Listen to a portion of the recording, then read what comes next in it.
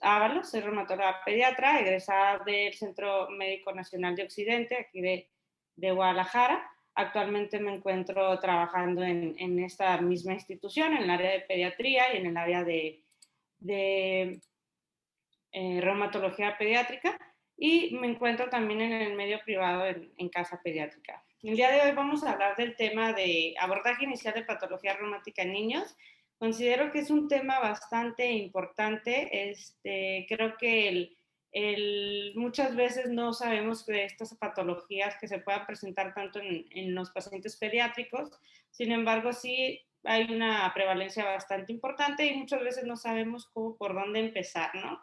En esta plática creo que espero más que nada que sea de su utilidad para que más o menos los oriente en cómo poder abordar a estos pacientes.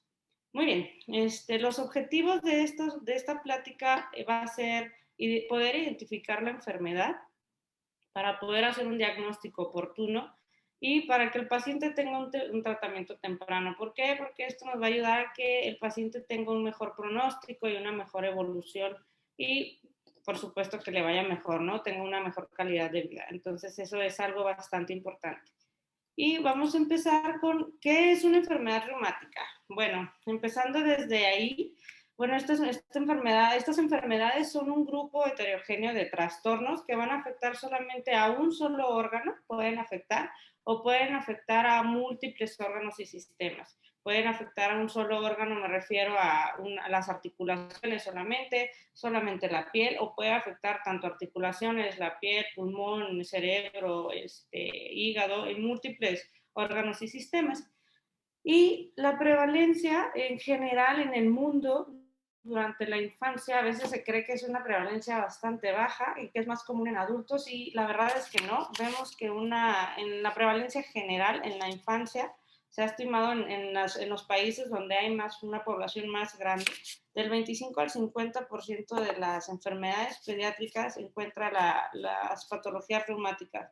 Entonces, no es un porcentaje nada despreciable, creo que es importante tomarlo en cuenta y pensar en estas enfermedades en el paciente pediátrico. ¿Cuáles son las enfermedades que vemos más, o la patología reumática que más vemos en la infancia? Es la artritis idiopática juvenil. A nivel mundial va a ser la enfermedad que más vamos a ver, y seguida por lupus eritematoso sistémico, otro tipo de vasculitis como vasculitis por IgA, actualmente, bueno, antes llamada púrpura de Henoch-Lorraine, actualmente es vasculitis por IgA, y en tiempos de pandemia hemos visto mucho la enfermedad de Kawasaki, ¿no? Entonces, eso también es una vasculitis bastante común en la edad pediátrica. La prevalencia en cuanto al género es más común, eso sí no se diferencia del adulto, es más común en el paciente femenino. Hay algunas patologías que sí se ven más, predomina el paciente masculino, sin embargo la gran mayoría se afecta el paciente femenino. Y existen dos picos de presentación de estas enfermedades, puede ser desde los 3 años hasta los 14 años. Esto no quiere decir que no vayamos a ver enfermedades fuera de esos rangos. Usualmente también podemos ver recién nacidos afectados, como en el lupus neonatal. No es tan común, pero sí lo podemos ver. Y también en las edades escolares también lo podemos ver, ¿no? Entonces, sin embargo, estos dos picos son los que más presentan afección o enfermedades reumáticas. Muy bien. ¿Cuáles son los puntos claves en cuanto al abordaje inicial de la patología reumática? ¿Qué es lo primero que tenemos que tener en cuenta antes de lanzarnos a un laboratorio y gabinete, que muchas veces de primera instancia es algo raro, vamos a pedirle anticuerpos, ¿no? Primero tenemos que hacer una adecuada anamnesis. Es muy importante hacer una historia clínica importante, desde los antecedentes heredofamiliares, que los papás tienen algún antecedente, alguna enfermedad reumática. Eso nos predispone a que el paciente presente también una enfermedad. Entonces, es muy importante también. Y también hay que tener en cuenta que estas enfermedades, pocas, se manifiestan de manera aguda. Entonces, muchas veces no vamos a ver en la clínica, en el consultorio, no vamos a ver los síntomas tan floridos como quisiéramos del libro, ¿no? Entonces, sí es importante que hagamos un interrogatorio bastante amplio cuándo presentan los síntomas. Ahorita vamos a ir hablando sobre qué tipo de interrogatorio vamos a ir haciendo, pero tomar en cuenta que no siempre lo presentan en la consulta. Eso no quiere decir que no los haya presentado en algún momento, ¿no? Usualmente son enfermedades crónicas de más de 3 semanas de evolución, más de 6 semanas de evolución. Y también es importante preguntar la vacunación. Es muy importante preguntar la vacunación en los niños pediátricos. Si tienen alguna patología reumática, estos pacientes necesitan tener una vacunación ya bien actualizada y al corriente para poder iniciar tratamiento inmunosupresor. Entonces, para que el paciente no corra un riesgo de que presente infecciones oportunistas, que ya lo va a presentar. Ay, perdón. Ay. ¿Sí se alcanza a ver? Hola, hola. No sé, creo que se puso en... Sí, doctora, sí se ve. Ah, perdón. Ahí está. La diapositiva con 3 flechitas. Ah, ok, perfecto. Sas, gracias. Muy bien, regresando a las vacunas, es importante tener el esquema de vacunación completo y preguntarlo, ¿no? Cuando nosotros lo estemos interrogando al paciente. En cuanto a la exploración física, también es una entidad, bueno, es una parte de los puntos claves del abordaje inicial de la enfermedad reumática muy importante, porque si ustedes se fijan o si ustedes recuerdan algunos criterios de clasificación que utilizamos en estas enfermedades, pues casi todos tienen un síntoma clínico. No podemos hacer un diagnóstico de, por ejemplo, de lupus si no tiene al menos 3 criterios o 4 criterios clínicos. Entonces, es importante hacer una exploración adecuada de cabeza a pies, desde el cabello hasta los últimos dedos del pie, ver que no tenga artritis, ver que no tenga lesiones cutáneas en las mucosas, checar que no tenga afección cardíaca, pulmonar, gastrointestinal, hepatitis, pancreatitis, megalias. Entonces, sí es importante hacer una exploración bastante minuciosa. Y por último, laboratorio y gabinete. Es muy importante saber que siempre que pidamos el laboratorio tiene que ir a la par del contexto clínico del paciente.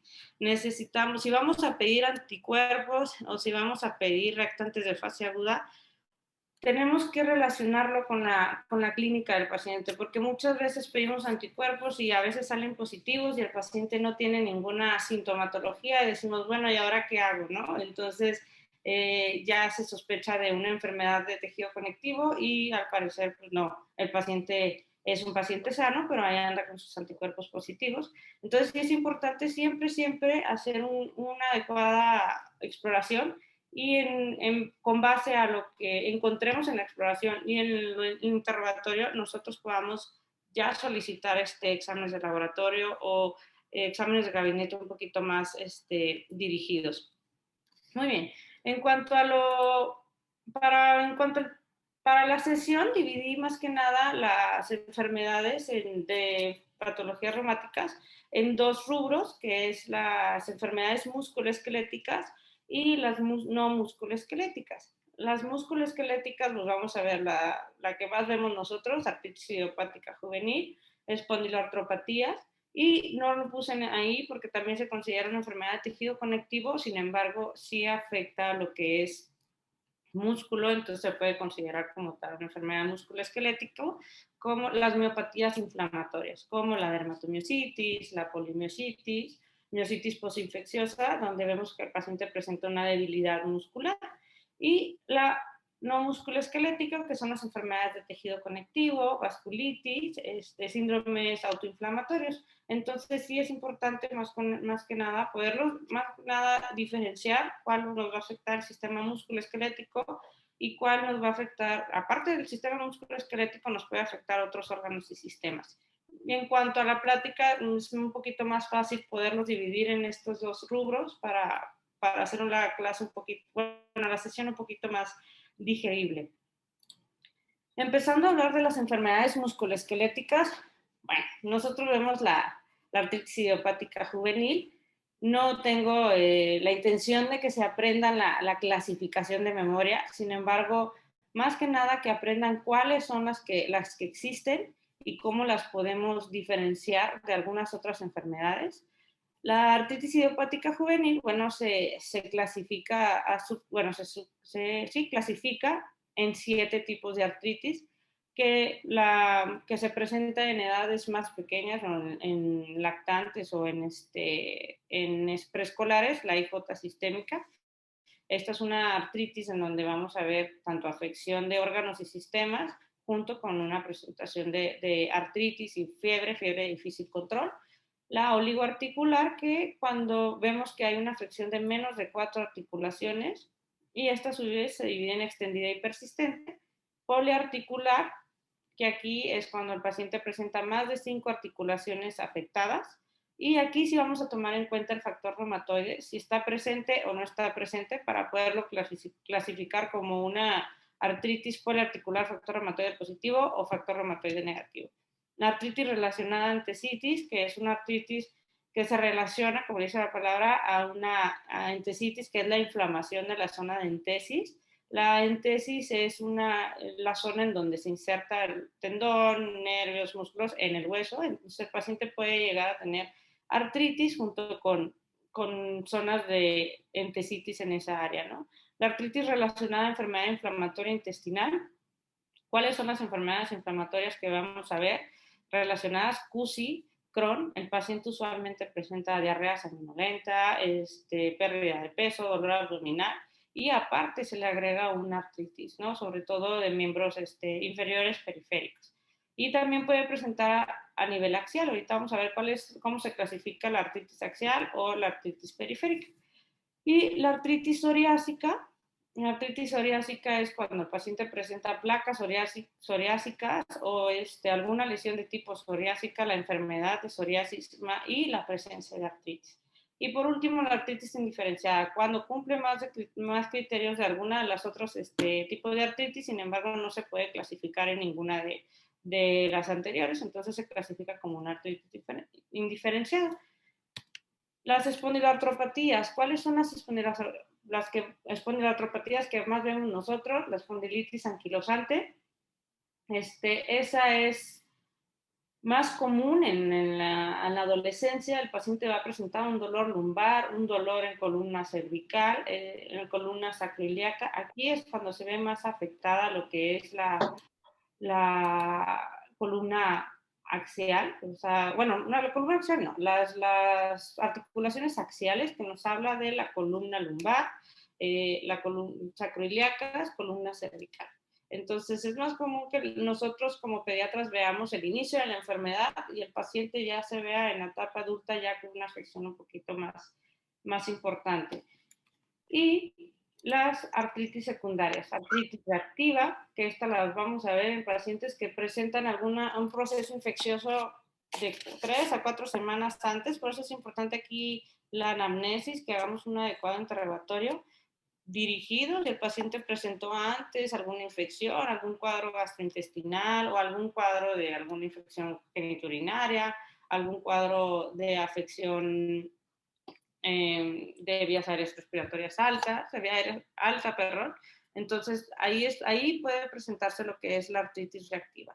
La artritis postinfecciosa, postestreptocócica, aquí vamos a ver los anticuerpos antistreptolicinas pueden estar positivos o no. Usualmente cuando es postestreptocócica ya no los vamos a ver positivos, pero pueden estar presentes. Y la fiebre reumática, que antes se diagnosticaba mucho, ahorita la artritis solamente es una parte de los criterios de Jones para poder hacer la fiebre reumática, es un criterio mayor, sin embargo requiere de otros criterios para poder hacer el diagnóstico. Muchas veces se diagnostica de más, pero ya en la actualidad ya no se ve tanto como se veía anteriormente. Muy bien, en cuanto al la anamnesis, ¿qué es lo que vamos a preguntar? ¿Qué es lo que vamos a ver cuando el paciente llegue? ¿Y cómo vamos a clasificar el dolor? Es muy importante, en reumatología clasificamos el dolor en 2 apartados. Un dolor de tipo inflamatorio y un dolor de tipo mecánico. ¿Qué es lo que vamos a preguntar? El tiempo de evolución es muy importante para poder clasificar a un paciente con AIJ, al menos para los criterios de clasificación de HILAR de 1997, se requiere al menos 6 semanas de evolución de la artritis, ¿no? Entonces, sí es muy importante que preguntamos desde cuándo presenta el dolor, dónde se localiza el dolor, si es un dolor fijo o se irradia alguna zona o se queda solamente en una articulación, desde cuándo se refiere este dolor, como les comentaba, el tiempo de evolución. El dolor de tipo inflamatorio va a mejorar con la actividad y el dolor de tipo mecánico va a empeorar con la actividad. Entonces es importante que ahí hagamos la diferencia, ¿no? Y el dolor inflamatorio va a empeorar al reposo, no va a mejorar con analgésicos ni con antiinflamatorios no esteroideos. Usualmente puede ceder el dolor, sin embargo no va a mejorar por completo.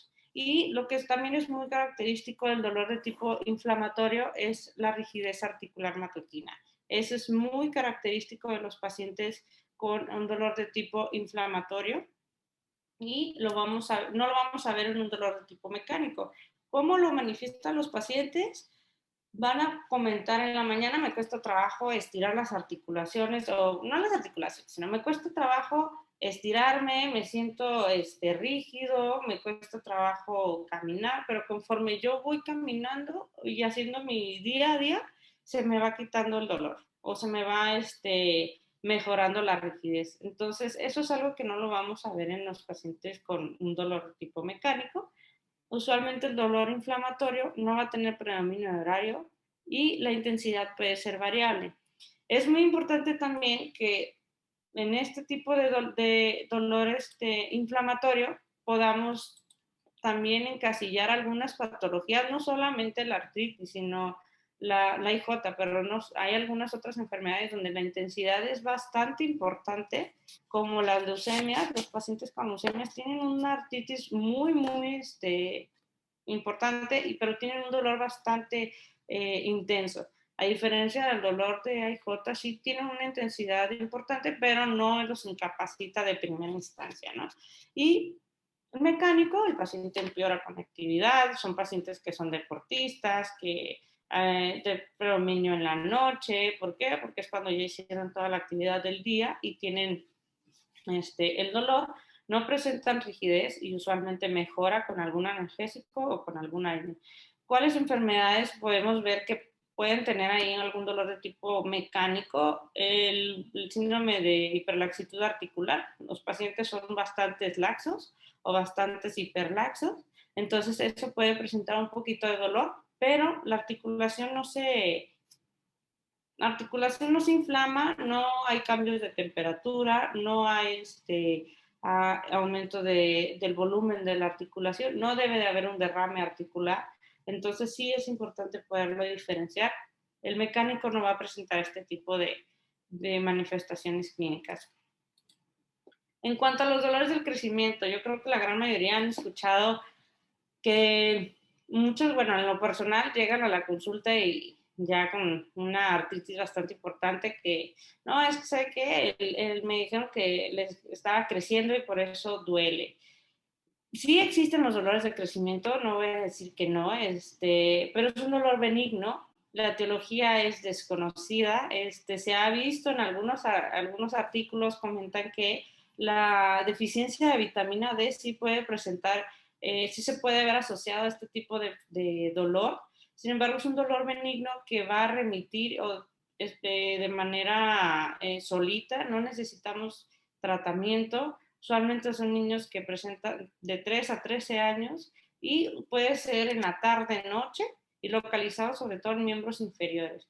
No lo localiza como tal en una articulación, usualmente les duelen los gastrocnemios, las pantorrillas y cede con algún masaje o cede con algún analgésico, hasta con paracetamol, ¿no? Por eso damos paracetamol para todo. Pero o sea, sí mejoran y les va bien, o sea, no es un dolor que persiste por más de 6 semanas. Y el paciente también se ve relacionado que cuando hacen muchísima actividad, ya en la noche tienen ese dolor. Entonces, es muy importante también diferenciarlo porque sí llegan muchos a la consulta dolores de sospecha de crecimiento y realmente son una artritis, ¿no? Y el paciente ya llega con mucha afección. ¿Qué otros tipos de artritis podemos ver? El mecánico, como lo comentaba, la enfermedad de Exertes, displaza el desarrollo de la cadera, la osteocondrosis, enfermedad de, bueno, los tipos de osteocondrosis, una de ellas, enfermedad de Osgood-Schlatter, la osteocondritis disecante, espondilolistesis, discrepancia de la longitud de la pierna, con una pierna es más corta que la otra, eso va a ocasionar que el paciente claudique o cojee, entonces eventualmente ese cambio en la postura le puede estar ocasionando dolor.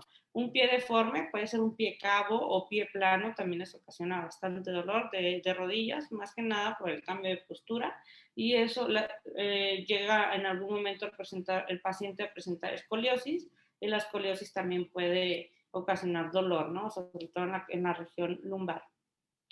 ¿Cuáles otras lesiones pueden estar asociadas o enfermedades? Las fracturas, lo traumático también es muy importante cuando hagamos el anamnesis, preguntar si el paciente no ha tenido ningún traumatismo previo o alguna lesión que pudiera estar relacionada. Las fracturas, las lesiones de tejidos blandos, lesiones por uso excesivo también. Los deportistas de alto rendimiento también pueden presentar fracturas y la hipermovilidad, como se había comentado.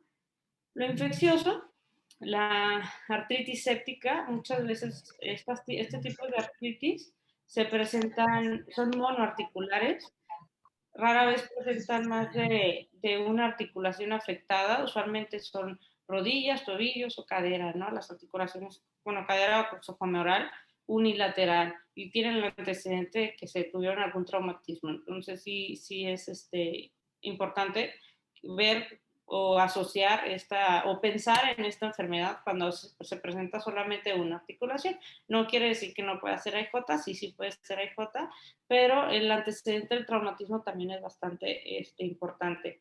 La enfermedad de Lyme, si recordamos, esta es por una infección también. Esto también pueden presentar artritis, usualmente son oligoarticulares, menos de 4 articulaciones.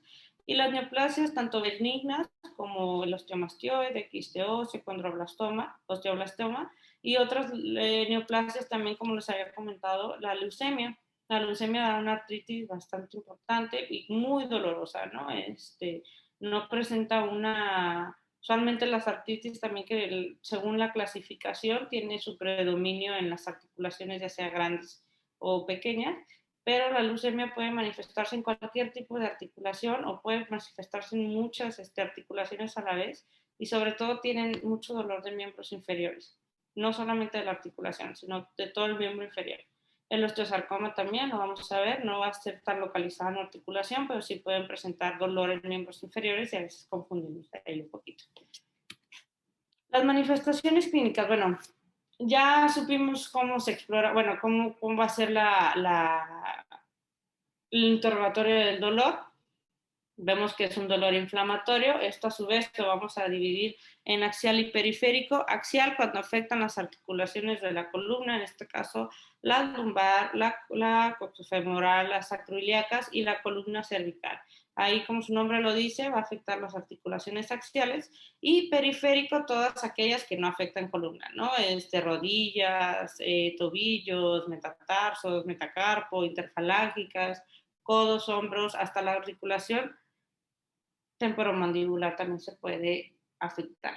De las artritis que tienen manifestación axial, vamos a ver las espondilartropatías, la espondilitis anquilosante, y los periféricos lo vamos a dividir a su vez en artritis de más de 4 articulaciones afectadas y menos de 4 articulaciones afectadas.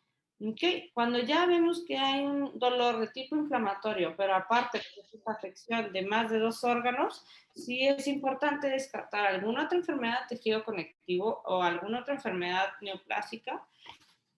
Y vasculitis también pueden presentar algún tipo de artritis. Ahorita más adelante vamos a hablar de estos temas. Y la IJ sistémica. ¿Cómo se manifiesta la IJ sistémica? Fiebre de difícil control, de al menos 2 semanas de evolución, de súper difícil control. Usualmente la fiebre es de predominio vespertino nocturno, linfadenopatía, hepatosplenomegalia, serositis y la artritis, ¿no? Es muy importante que usualmente el paciente presente artritis. A veces es difícil el diagnóstico porque el paciente puede tardar hasta más de un año en presentar la artritis y manifiesta solamente esos síntomas.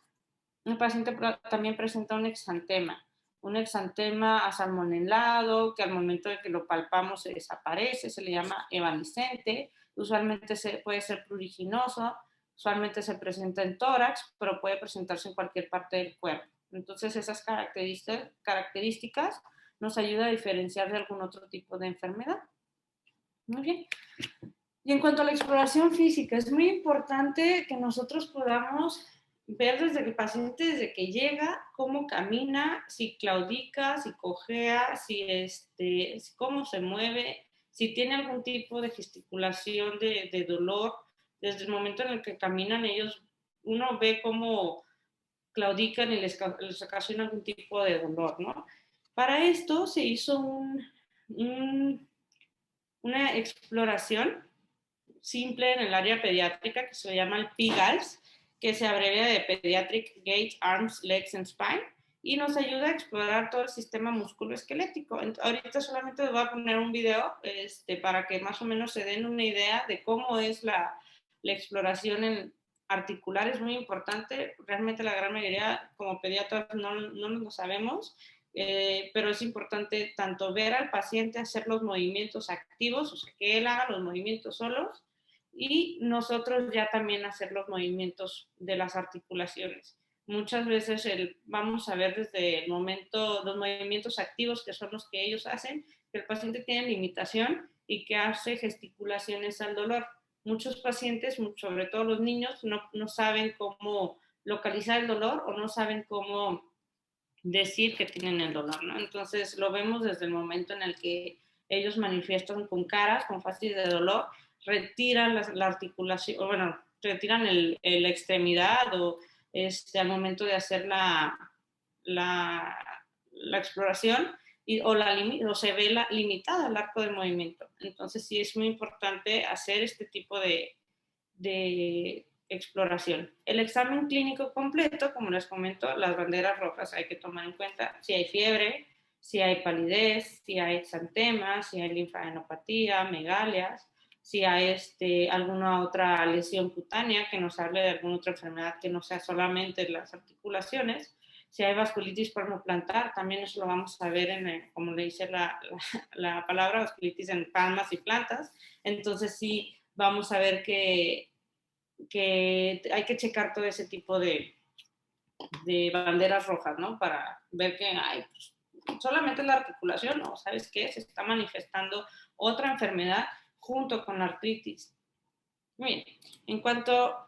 La marcha, evaluamos permítame. Las extremidades superiores. Un segundo, aquí está.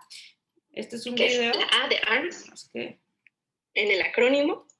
Más que ese... Entonces le pedimos al paciente que se siente.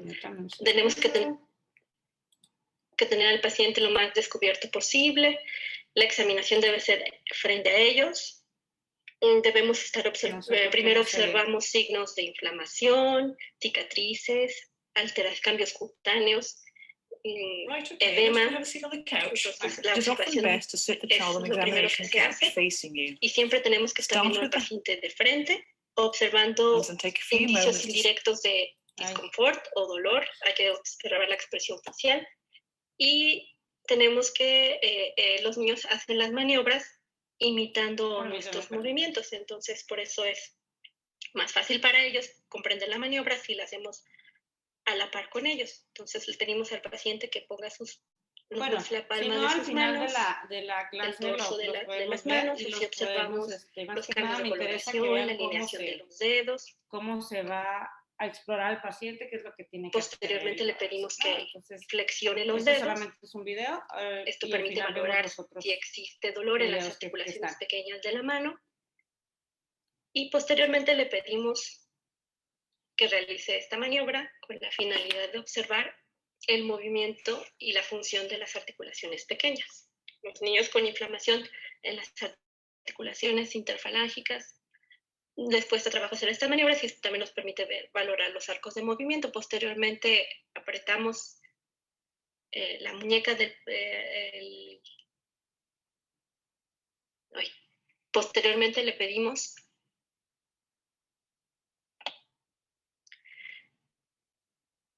que haga estos movimientos con la finalidad de valorar la flexión de las muñecas, la extensión de las mismas, la flexión de los codos, y así valoramos la alineación de los dedos y de las muñecas. Los pacientes que tienen inflamación articular van a tener limitación en los arcos del movimiento. Posteriormente le pedimos que levante las manos, así observamos la incongruencia articular o los arcos de movimiento disminuidos si los hubiera. Posteriormente le pedimos que ponga sus manos en la nuca para observar el arco completo en movimiento de los hombros. Le pedimos que realice movimientos laterales del cuello para valorar la movilidad de la columna cervical.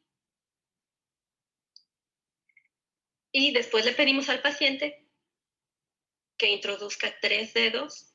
Bueno, ahorita vamos a ver. A través de su apertura oral. Aquí lo vamos a y ver. Esto nos permite valorar la función de la articulación temporomandibular. Bueno. Entonces, todas estas maniobras nos permiten valorar las articulaciones de los miembros superiores, de la columna cervical,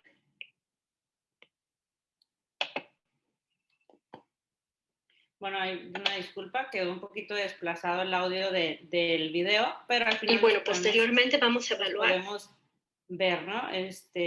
Las piernas, que es la L del ex. Dios. Pues bueno. Entonces le pedimos al paciente... No sé cómo callar, ahí está. Bueno, ya. Al final vemos lo que es la exploración en videos para que más o menos lo tengan una idea de cómo se explora, para verlo de manera un poquito más tranquila. Esta diapositiva, bueno, vemos lo que son las imágenes de los pacientes con artritis. Aquí vemos en la imagen superior izquierda la artritis de rodillas. Vemos que se presenta el paciente con aumento de volumen. Usualmente pueden tener también aumento de la temperatura de las articulaciones. ¿Cómo lo vamos a comparar?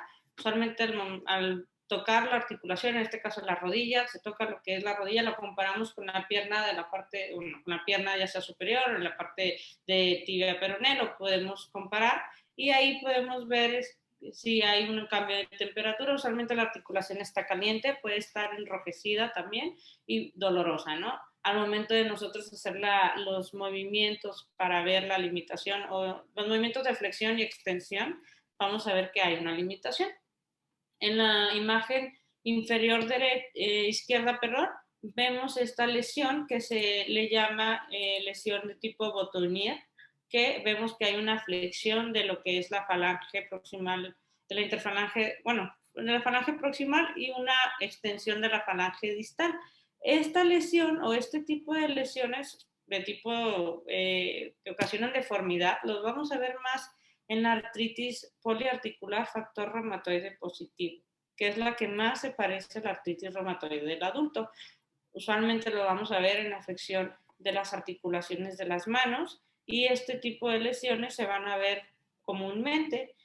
Hay otra lesión, no sé si alguna vez la han escuchado, el cuello de cisne, que va a ser todo lo contrario, que va a ser extensión de la falange proximal y flexión de la falange distal, que también se va a ver en la IJ poliarticular factor reumatoide positivo. Y en cuanto a lo que es vemos acá en la imagen inferior derecha, vemos el cuarto ortejo inflamado. Yo creo que desde ahí no es necesario ya hacer mayor exploración ahí del dedo. Lo podemos ver inflamado. Y en la imagen superior derecha vemos también la mano, cómo se ve desde el tercer dedo. Vemos que está inflamado, vemos toda esta parte que son los nudillos o metacarpofalángicas, las vemos inflamadas, no alcanzamos a ver, toda esta parte está completamente dematizada. Y si nosotros hacemos una exploración de flexión, extensión de la muñeca o del carpo, el paciente va a tener algún tipo de limitación. Entonces, ¿por qué? Desde la simple vista nosotros podemos ver que tiene artritis, porque tiene edema, ¿no? Entonces, si la palpamos y a la vez la movemos y el paciente presenta dolor o limitación o quita la mano, que usualmente es lo que hacen los niños, y retirar la extremidad para que deje de dolerle, pues ya podemos clasificarla como una artritis. Esas son las imágenes que más, bueno, vamos a ver en una IJ, ¿no? El laboratorio es muy importante. La gran mayoría de los exámenes de laboratorio no nos van a dar el diagnóstico, sino nos va a dar el pronóstico de la enfermedad. Los reactantes de fase aguda. ¿Cuáles reactantes de fase aguda vamos a tomar en cuenta? La proteína C reactiva y la velocidad de sedimentación globular.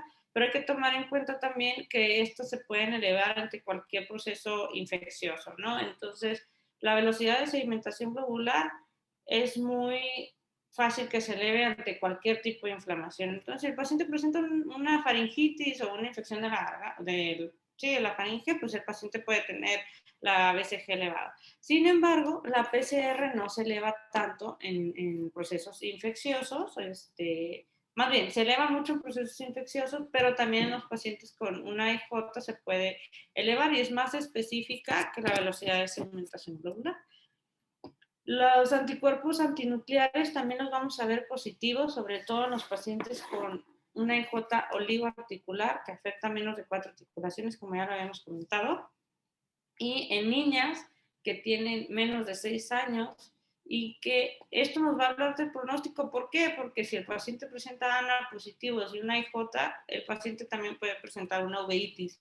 Entonces, desde primera instancia necesitamos mandarla al oftalmólogo para ver que todo esté normal en sus ojos, ¿no? ¿Y cómo va a manifestar el paciente este tipo de síntoma? Va a presentar dolor ocular, bueno, en los pacientes con EJ es oligoarticular, con ANA positivos, el paciente no tiene dolor, perdón, tiene el ojo rojo, tiene y lo que es la uveitis, es una uveitis crónica, y usualmente el paciente, como no presenta dolor, es difícil que le comente a los papás, ¿no? ¿Es que pues me duelen los ojos. Usualmente nosotros lo vemos en la consulta cuando tienen los ojos rojos, y es importante verlo, mandarlo lo que es el oftalmólogo. Los anti-CCP actualmente ya se llaman anti-ACPA, anti-CCP, que son los anticuerpos antipéptido cíclico citrulinado. Estos también los vamos a ver positivos cuando hay una artritis poliarticular factor reumatoide positivo. ¿Y de qué nos va a hablar? De pronóstico. Igual, no, hay pacientes que no lo tienen positivo y eso no quiere decir que no tenga artritis, sino que si lo tiene positivo, el paciente tiene un riesgo de que le vaya peor, de que tenga más erosiones, de que tenga más recaídas, o que el paciente no responda tan rápido al tratamiento o como quisiéramos, ¿no? Entonces, tampoco son diagnósticos, pueden estar negativos y el paciente aún tener artritis. El factor reumatoide también, que lo pedimos para todo en algunas ocasiones. Hay pacientes sanos que andan con factor reumatoide positivo por la vida y no tienen ninguna enfermedad.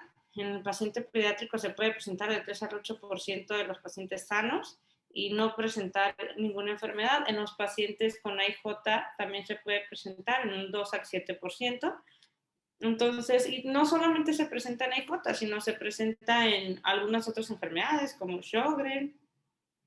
También lo vemos bastante positivo. Entonces, no se asusten si ven un factor reumatoide positivo. Si el paciente no presenta ningún síntoma articular o alguna manifestación clínica, no se asusten, simplemente anda ahí por la vida con su factor reumatoide positivo sin ningún problema. El HLA-B27 lo vamos a ver positivo en las espondiloartropatías, sobre todo cuando hay antecedentes heredofamiliares de primera línea, como papá o mamá o hermanos con la misma manifestación. Usualmente el estar positivo nos habla de que estos sí los utilizamos como criterio de una espondilitis anquilosante, junto con el antecedente de los antecedentes heredofamiliares, junto con una resonancia magnética donde veamos una afección. Sin embargo, hay pacientes también que están negativos y aún así tienen espondilitis anquilosante. Y también nos habla del pronóstico de la enfermedad. Y los anticuerpos antistreptolicinas también los podemos ver positivos cuando hay una artritis infecciosa, ¿no? Por estreptococo beta hemolítico del grupo A. Entonces sí lo vamos a ver en algunas ocasiones vamos a ver negativos, pero nos apegamos a la clínica. Usualmente los pacientes presentan una artritis monoarticular y tiene el antecedente de presentar alguna infección antes. Bueno, aquí vemos una tabla de lo que es la prevalencia del factor reumatoide en enfermedades autoinmunes e infecciosas y en pacientes sanos. Si ustedes ven, la artritis idiopática juvenil del 2 al 7%, en artritis reumatoide ahí sí nos va a dejar, ahí sí se va a presentar del 66 al 92%. Y hay otras enfermedades, Sjögren, enfermedad mixta de tejido conectiva, granulomatosis con poliangitis, antes llamada enfermedad de Wegener. El lupus también se puede presentar, sin embargo, el lupus es un porcentaje un poquito más bajo. Hay otras infecciones que también nos pueden predisponer a tener factor reumatoide positivo, la enfermedad de Chagas, endocarditis, lepra, hepatitis C, virus de Epstein-Barr, y en los adultos sanos y niños sanos del 3 al 8%. Entonces no se asusten, no todos los pacientes con anticuerpos positivos y factor reumatoide positivo significa que tienen alguna enfermedad. Y ya hablando ya en cuanto a, hice un algoritmo que ahorita lo vamos a ver completo, de cómo podemos ir nosotros orientándonos de, primero, más que nada, ver el tipo de dolor, si es un dolor inflamatorio o es un dolor mecánico. Si es un dolor mecánico, pues manden al traumatólogo, desde ahí ya no le piensen más y ahí para que lo valore él. Y si es un dolor inflamatorio, si es un dolor axial, vemos tres causas, ¿no? De tipo reumáticas. Un dolor axial con antecedentes de primera línea, papá o mamá con una enfermedad de tipo espondilitis, un HLA-B27, dolor lumbar, hay que descartar una espondilitis anquilosante. El paciente presenta dolor de tipo inflamatorio axial con una diarrea sanguinolenta, puede presentar artritis tanto axial como periférica, tiene un antecedente de una enfermedad inflamatoria intestinal, hay que descartar artritis relacionada a enfermedad inflamatoria intestinal, ¿cuáles? Como les comenté, CUS y Crohn, que son las más asociadas. Y el paciente presenta también dolor de tipo inflamatorio axial con lesiones cutáneas de tipo cutting o placas psoriásicas, y puede presentar también artritis axial o periférica, pues artritis psoriásica, ¿no? Se ve muy fácil, pero no es tan fácil como quisiéramos, pero en estas, bueno, si presenta unas lesiones, placas psoriásicas, y aparte de artritis, sí es importante ahí descartarlo. Y el antecedente, como les comento, volvemos a lo mismo, la anamnesis es bastante importante, el interrogatorio dirigido también es bastante importante. Esto es en cuanto al dolor inflamatorio de tipo axial. Ya hablando del dolor inflamatorio de tipo periférico, lo dividí en dos, más de 4 articulaciones, menos de 4 articulaciones. Más de 4 articulaciones, estamos hablando de una artritis poliarticular. Tiene anti-CCP positivo, tiene factor reumatoide positivo, pues una IJ poliarticular, factor reumatoide positivo. Tiene ANA positivo y un factor reumatoide negativo. También podemos ver los pacientes con IJ poliarticular, factor reumatoide negativo, también pueden presentar ANA positivos. Y menos de 4 articulaciones, pues ya le hablamos como una artritis oligoarticular. ANA positiva, eso es una paciente menos de 6 años, usualmente son femeninas, IJ oligoarticular.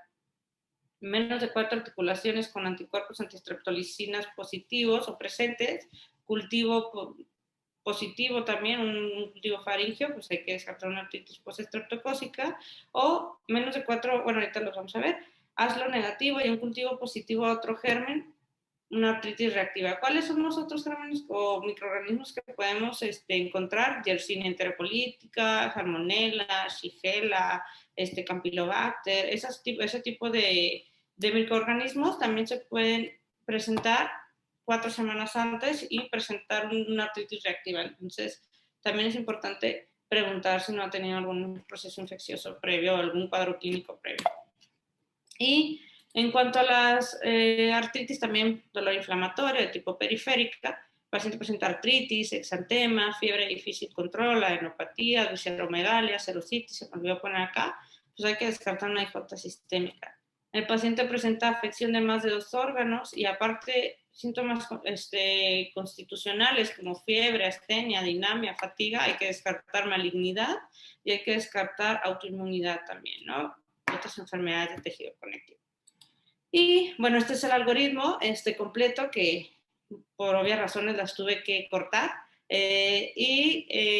pues para que fuera un poquito más digerible, ¿no? Y en cuanto a ¿cuáles son las causas por las que los pacientes van al reumatólogo en cuanto a las enfermedades musculoesqueléticas?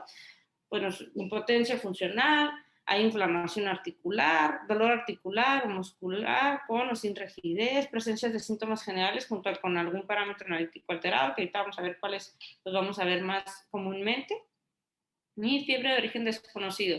Es importante también mencionar, se me olvidó comentarlo, que en los pacientes con artritis no siempre vamos a ver en una biometría o en exámenes generales alteración. Podemos ver datos de trombocitosis, que eso nos habla de un proceso inflamatorio, ¿no? Entonces, no hay lesión renal, no hay afección hepática, usualmente. Entonces, no es tan importante pedirle ese tipo de exámenes generales. Pues.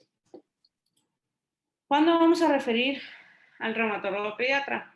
Este es un cuestionario que viene en nuestra Biblia de Reumatología Pediátrica, en Cassidy, donde nos habla si el paciente ha presentado alguno, ustedes hacen este cuestionario al paciente y ha presentado alguna de estas manifestaciones, es importante mandarlo al reumatólogo pediatra. ¿Cuáles son? Bueno, si ha notado articulaciones inflamadas durante los últimos 7 días, si se ha quejado de dolor en las articulaciones, músculos o huesos durante los últimos 7 días, que no esté relacionado a trauma, como les comentaba, ha presentado alguna inflamación de las articulaciones que duró más de 30 días, alguna vez presentó dolor en las articulaciones que duró más de 30 días, que bueno, esto ya se repite, alguna vez ha presentado dificultades para cerrar las manos, doblar las muñecas, las rodillas o tobillos, nos está hablando de limitación a los rangos de movimiento, si el paciente cojea o presenta alteraciones en la marcha en el último mes, si hay algo que no puede hacer, usualmente los pacientes pueden llegar a incapacitarlos cuando ya tienen un tiempo largo de evolución, se ha despertado quejándose de sus articulaciones, alguna vez tuvo que cancelar alguna actividad cotidiana, como ir a la escuela o jugar debido al dolor en sus articulaciones. Si presenta alguna deformidad en alguna articulación, como lo comenté, si se aumenta de volumen, si crece, si tiene limitación a la flexión, extensión o algún movimiento de la articulación, si ha tenido fiebre por más de 30 días sin causa aparente, si nosotros nos acordamos, la definición de fiebre de origen desconocido es una fiebre de más de 21 días de evolución, la fiebre nos habla no solamente de algún proceso infeccioso, sino de inflamación. Es una manera en la que el cuerpo da una alarma de que algo se está generando o algo se está inflamando. Entonces, no solamente los procesos infecciosos pueden dar fiebre, ¿no? Y si alguna vez presentó enrojecimiento en el cuerpo, seguido de algún edema o hinchazón o dolor en las articulaciones. Si el paciente llega a presentar alguno de estos síntomas, alguno de estos dice sí, es importante que lo refieran al reumatólogo pediatra. Esto es en cuanto a hablando ya de lo que son las enfermedades musculoesqueléticas, en cuanto a la artritis y a la exploración articular. Vamos a entrar ya a lo que son las enfermedades no musculoesqueléticas. Igual si tienen alguna duda de este tema, pues ya me lo hacen de esta parte, pues ya me lo hacen saber al final de la sesión. ¿Cuáles son las enfermedades no musculoesqueléticas? Como nos había comentado, las enfermedades de tejido conectivo, lupus eritematoso juvenil, sistémico juvenil, dermatomiositis, polimiositis, miositis posinfecciosa, que todas esas se engloban en unas miopatías inflamatorias, síndrome antifosfolípido, esclerodermia localizada, la esclerosis sistémica, síndrome de Sjögren, enfermedad mixta de tejido conectivo. En la enfermedad mixta de tejido conectivo muchas veces tenemos dudas, pero la enfermedad mixta de tejido conectivo es una enfermedad en la que el paciente puede presentar síntomas de lupus, de miopatía inflamatoria y de artritis, junto con anticuerpos positivos, en este caso sería el anticuerpo anti-RNP, y el paciente de ahí no es posible poder encasillarlo en alguna de esas enfermedades de las que comenté previamente. Las vasculitis sistémicas, vasculitis por IgA, que antes se llamaba púrpura Henoch-Schönlein, enfermedad de Kawasaki, arteritis de Takayasu, vasculitis asociadas a ANCA, que si nos acordamos también son la granulomatosis con poliangiitis, que es la antes llamada Wegener, poliangitis microscópica, y granulomatosis eosinofílica con poliangitis, que antes se llamaba enfermedad de Church-Strauss. La poliarteritis nodosa, que también se puede dividir en dos, que es la poliarteritis poliarteritis nodosa cutánea, que solamente tiene manifestaciones cutáneas, y la poliarteritis nodosa cuando ya hay una afección sistémica que afecta riñón, usualmente presentan afección neurológica de tipo neuropatía, lesiones cutáneas. Pero ahorita vamos a ver cada uno. Y la enfermedad de Behçet, que también a veces en algún momento de la carrera lo escuchamos, pero nunca, no es tan común como quisiéramos verlo, pues, no está padre que los pacientes tengan esta enfermedad, pero no es tan común en el paciente pediátrico. Y los síndromes autoinflamatorios, que son, no sé, el que más se conoce, la fiebre mediterránea familiar, no lo vemos tan seguido en este país, se puede presentar en pacientes pediátricos y son enfermedades que van a involucrar enfermedades secundarias o una alteración en la cascada de inflamación. Entonces, ¿por qué? Porque va a haber una activación persistente de las citocinas proinflamatorias y esto nos va a estar generando que haya una inflamación persistente, que haya fiebre persistente, que haya síntomas persistentes, ¿no? Entonces, estas enfermedades son más comunes en Europa o en países del Mediterráneo por el tipo de ascendencia que tienen y rara vez lo vemos acá y difícilmente también podemos hacer el diagnóstico, pero sí se puede sospechar. En cuanto a las enfermedades no musculoesqueléticas, voy a hablar más que nada de las manifestaciones clínicas. Es importante, tienen muchas manifestaciones, pero usualmente casi todas presentan manifestaciones cutáneas, casi todas manifestaciones renales, hematológicas, y me voy a enfocar un poquito más en ese tipo de exploración para que a ver si podemos, bueno, más que nada distinguir cuáles son las manifestaciones cutáneas distintas, ¿no? En este caso, vamos a empezar con las manifestaciones cutáneas de tipo vascular, que son las lesiones de tipo purpúricos. ¿En qué pacientes los vamos a ver? Los pacientes con vasculitis por IgA, vasculitis asociadas a ANCA y poliarteritis nodosa. Sin embargo, estas lesiones las vamos a ver más en los pacientes con vasculitis por IgA, que son lesiones que usualmente tienen el borde elevado, no van a desaparecer a la digitopresión, usualmente se presentan en miembros inferiores, en glúteos, sobre todo, como vemos en esta imagen, el paciente pediátrico lo presenta desde la cadera para abajo, y se puede ir acompañado de otros síntomas en la vasculitis por IgA como artritis, dolor abdominal, rara vez vamos a ver fiebre, pero sí podemos ver, bueno, si presentan fiebre hay que descartar algún otro tipo de enfermedad. Orquitis también podemos verlo en el paciente, pero esta lesión en paciente vasculitis por IgA es la lesión mandatoria o el criterio mandatorio para poder hacer el diagnóstico de enfermedad o de vasculitis de púrpura de Heckenschönlein. La vamos a palpar y no se va a desaparecer, a diferencia de la PTI que sí desaparece, ¿no? Entonces, o de una IJ sistémica que sí desaparece la digitopresión. La vasculitis asociada a ANCA las podemos ver este tipo de lesiones, no va a ser tan tupido como la vasculitis por IgA, pero también puede presentar este tipo de lesiones. Y la poliarteritis nodosa también puede presentar este tipo de lesiones de tipo purpúrica. Sin embargo, vamos a ver más asociadas a lesiones de tipo necróticas. Ahorita les voy a enseñar también una imagen. Y nódulos subcutáneos lo vamos a ver en la poliarteritis nodosa también. Estas son las lesiones de tipo purpúrico. Las lesiones cutáneas de tipo, bueno, la enfermedad de Kawasaki, que yo creo que últimamente lo hemos visto bastante por la pandemia, es una de las vasculitis más comunes en la edad pediátrica, afectar vasos de pequeños y medianos vasos y usualmente se autolimita.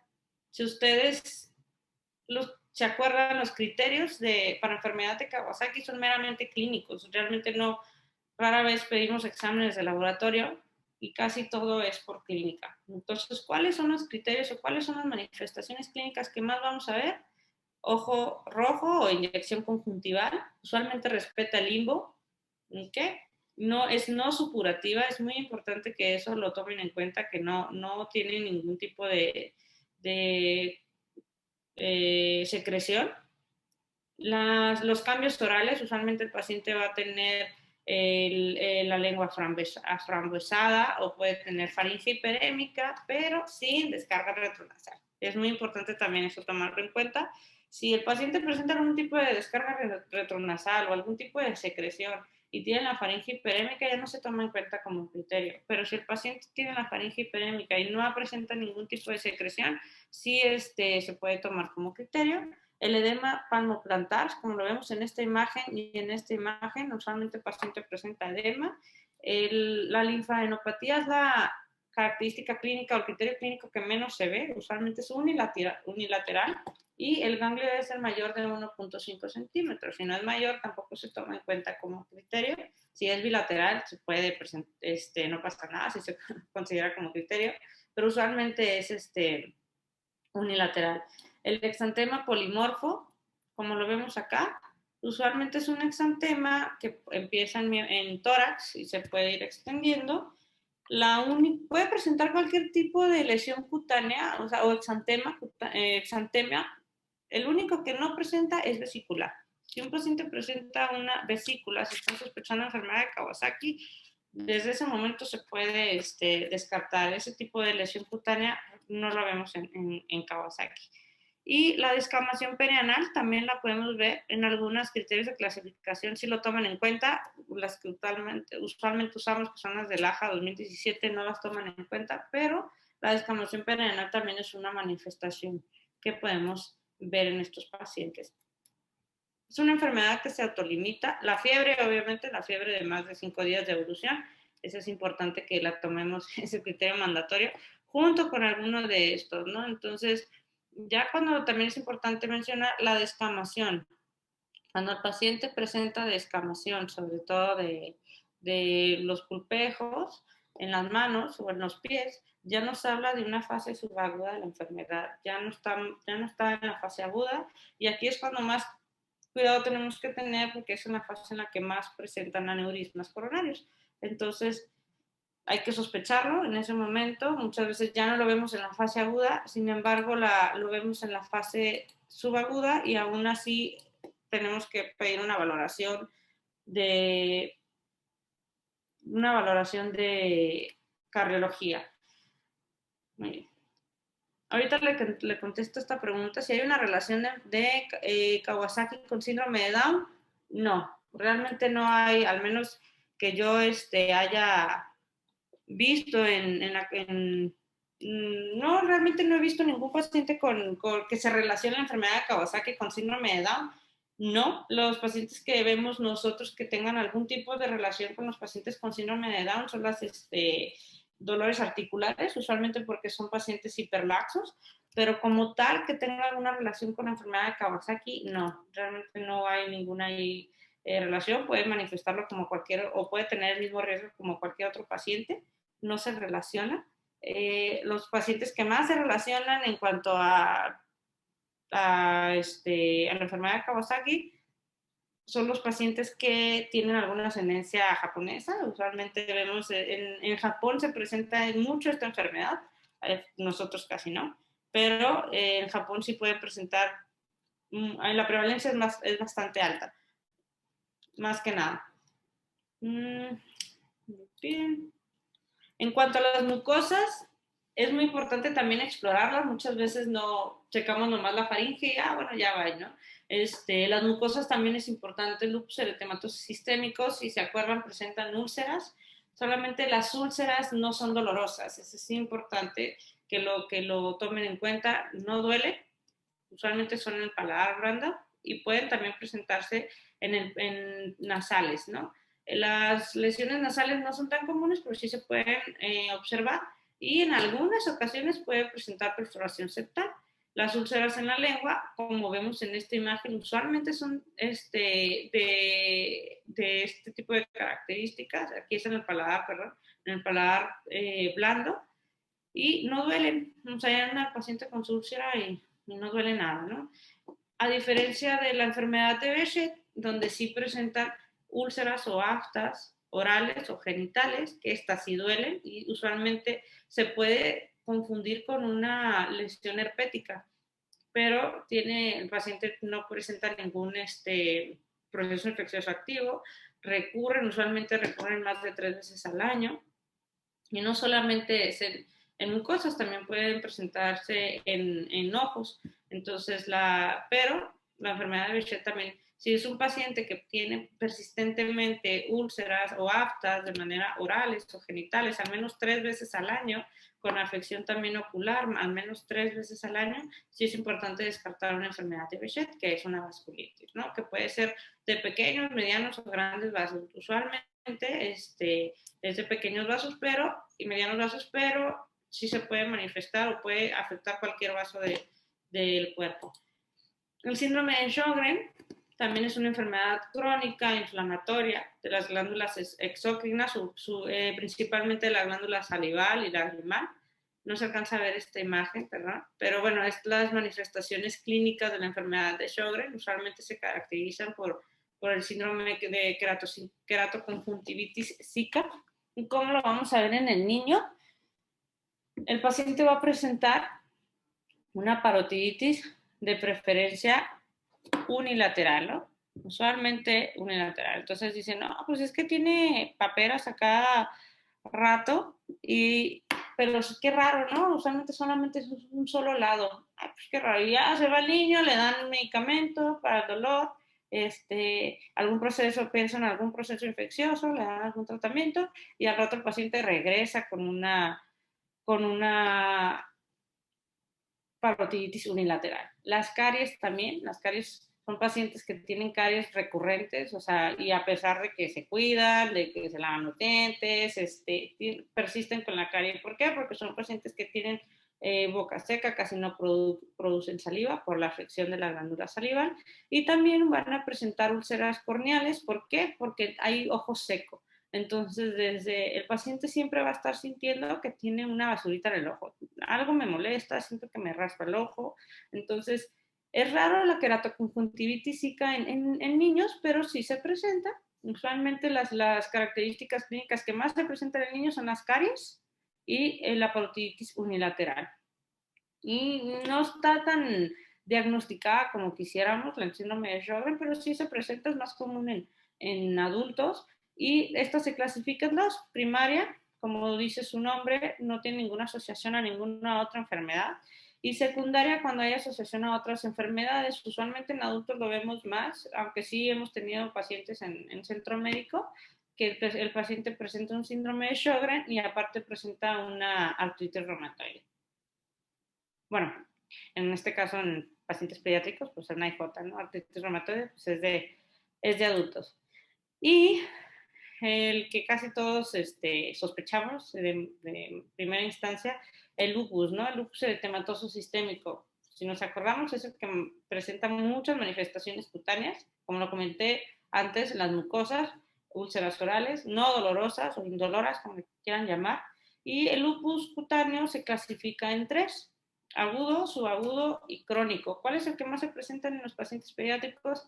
El agudo. Es la forma más común en pediatría y se va a caracterizar, si alcanzamos a ver, por una erupción o un exantema malar. Usualmente, no quiere decir que en todos los casos lo vamos a ver, pero la gran mayoría respeta la región nasogeniana, ¿no?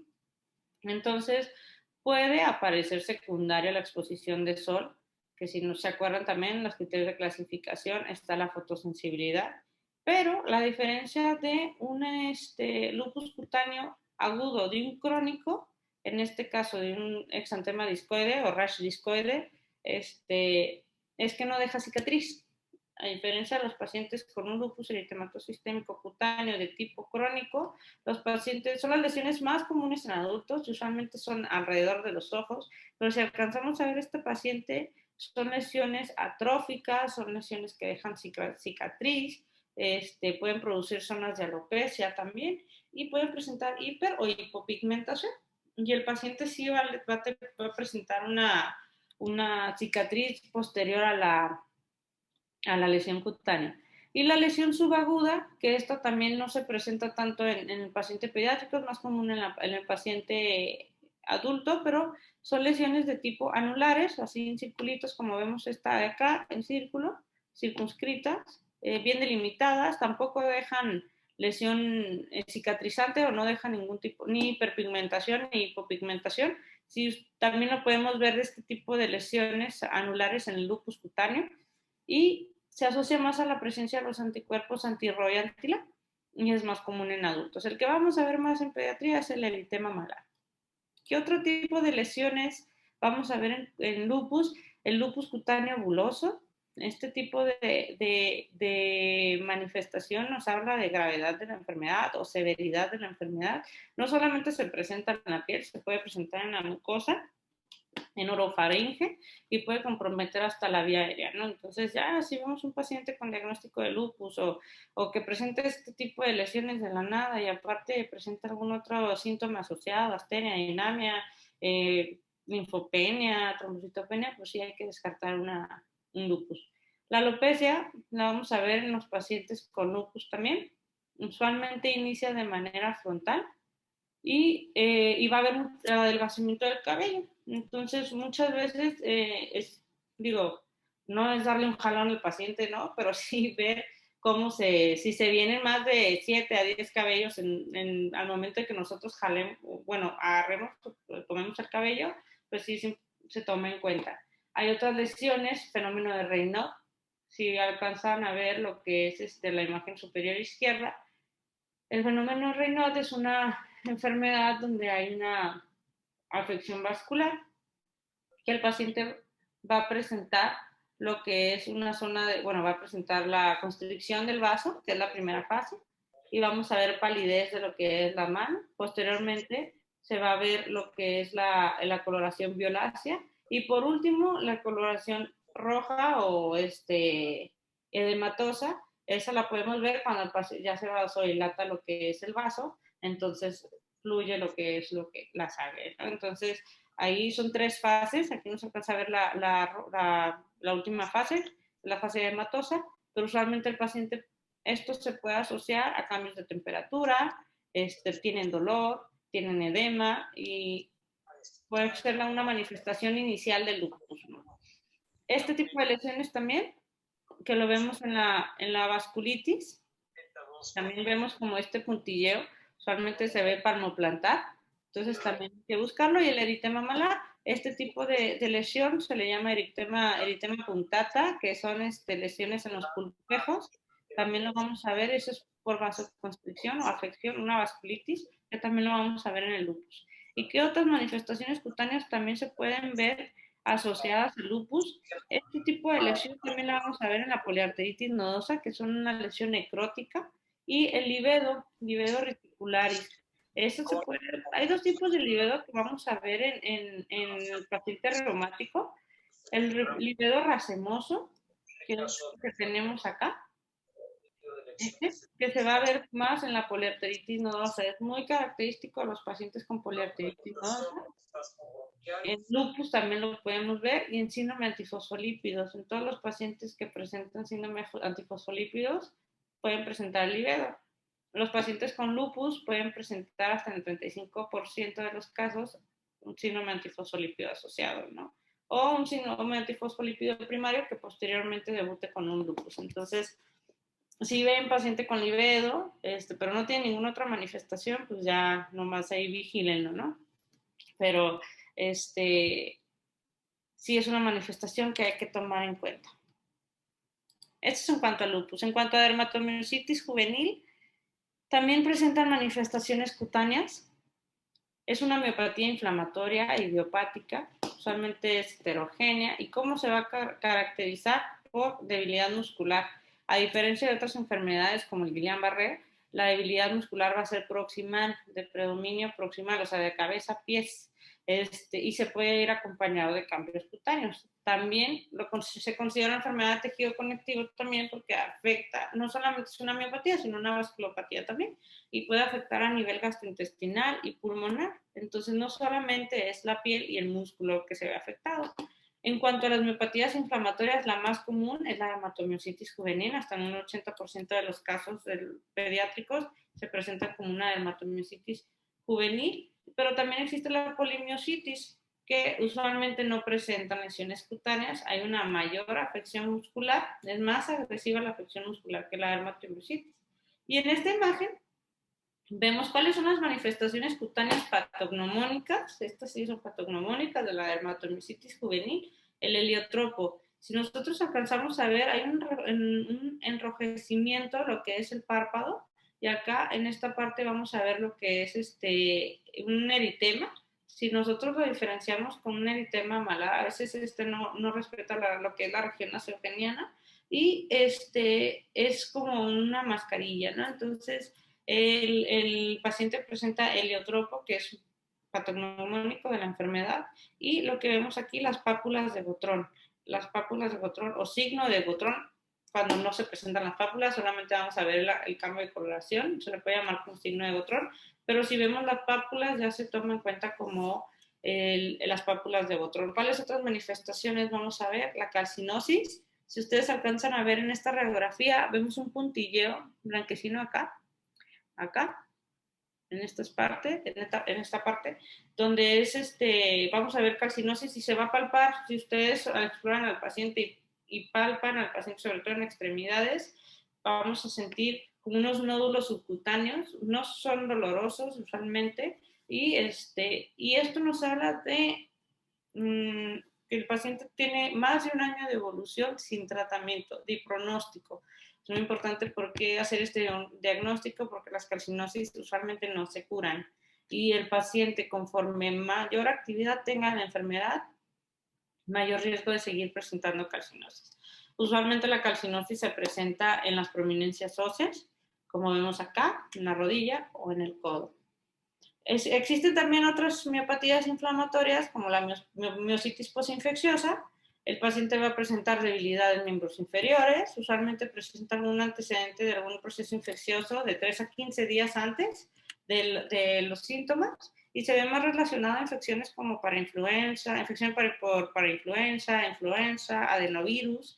Entonces, el paciente viene caminando como si estuviera espinado, ¿no? Entonces, y tiene mucho dolor en los gastrocnemios. Al momento de que nosotros palpamos lo que es la pantorrilla, el paciente tiene dolor, pero no presenta ningún tipo de manifestación cutánea. Solamente tiene elevación de las enzimas musculares, que en este caso sería la CPK, DHL, TGO, aldolase, y no necesitan tratamiento. Estos pacientes solamente le podemos dar, bueno, un tratamiento inmunosupresor. Les podemos dar AINE y con eso solito se le quita. Entonces, es una enfermedad también que se autolimita y es una enfermedad aguda, a diferencia de la dermatomiositis, que usualmente son crónicas.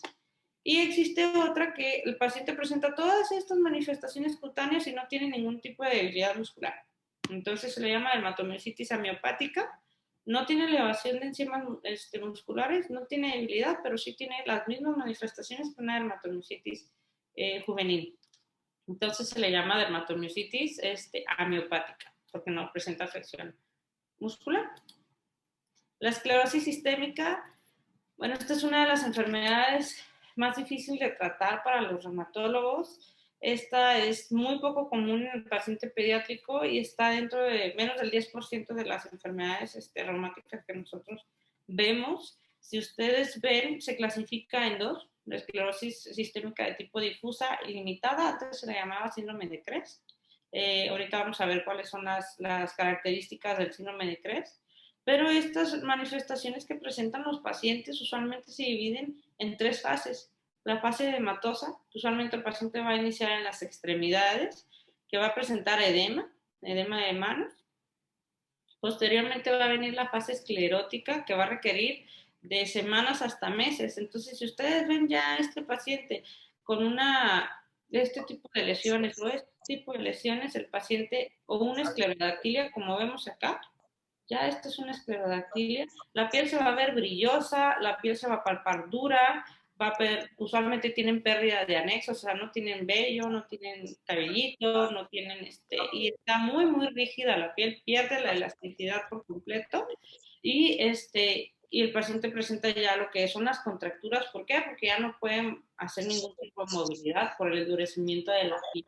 Cuando ya vemos este tipo de lesión, el paciente ya tiene meses con estos síntomas. Entonces, pues el pronóstico no es tan bueno. Ya cuando vemos telangiectasias o este puntilleo que vemos aquí y esta fase que se llama fase ornítica o como carito, que el paciente ya tiene mucho compromiso también, ya está en una fase atrófica, que es la última fase de las manifestaciones cutáneas.